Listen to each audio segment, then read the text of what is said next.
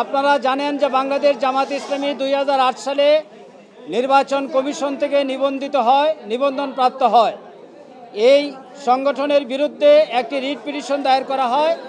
এই রিট পিটিশনে একজন আইনজীবী জামাতের রেজিস্ট্রেশন বহাল রাখার পক্ষে একজন বিচারপতি, দুইজন বিচারপতি আইনসম্মত হয়নি বলে মন্তব্য দেন।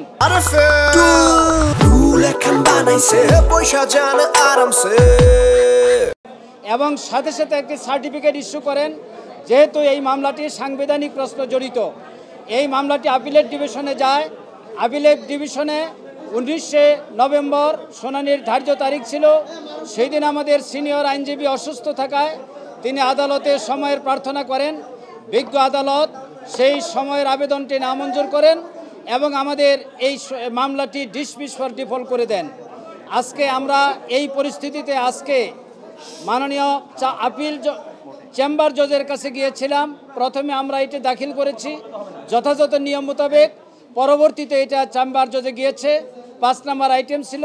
সেখানে আমাদের আইনজীবীগণ বক্তব্য তুলে ধরেছেন। মাননীয় চেম্বার জজ বক্তব্য শোনার পর আগামী 21 অক্টোবর রেস্টোরেশনের উপরে শুনানি করবেন। রেস্টোরেশন যদি এলাও হয়, এরপরে জামাত ইসলামের নিবন্ধন মামলার পূর্ণাঙ্গ শুনানি পরবর্তীতে অনুষ্ঠিত হবে। আজকে আমরা এই পর্যন্তই রাখছি। আপনাদের সবাইকে ধন্যবাদ এবং দেশবাসীর কাছে আমরা দোয়া চাই জামাত ইসলামী একটি বৈধ রাজনৈতিক দল হিসেবে তার নিবন্ধন ফিরে পাবে এবং বৈধভাবে বাংলাদেশে রাজনীতি করবে। সেটা রাজনৈতিক দল নিবন্ধন প্রাপ্ত হয় প্রতীক সহই জামাত ইসলামীর তার নিবন্ধন ফিরে পাবে বলে আমরা আশা করি। আজকে মূলত যে আপিল মামলাটি ডিসমিস ফর ডিফল্ট হয়েছিল, এইটারই পুনরুজ্জীবনের আবেদন করা হয়েছিল।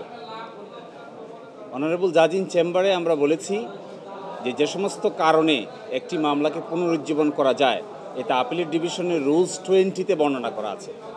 এই রুলস 20 অনুযায়ী আমরা দরখাস্ত করেছিলাম। সেই দরখাস্ত শুনানি হয়েছে।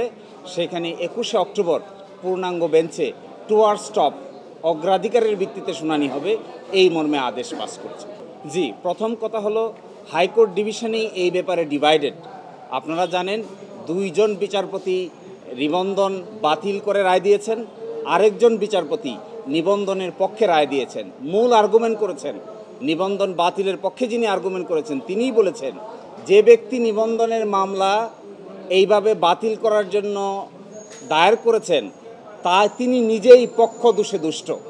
কারণ এই যদি কারণ হয় কোনো রাজনৈতিক দলকে ধর্মের ভিত্তিতে কিংবা কোনো ধর্মীয় আচার আচরণের ভিত্তিতে পরিচালিত কোনো রাজনৈতিক দল পৃথিবীর কোথাও নিষিদ্ধ করা হয় না।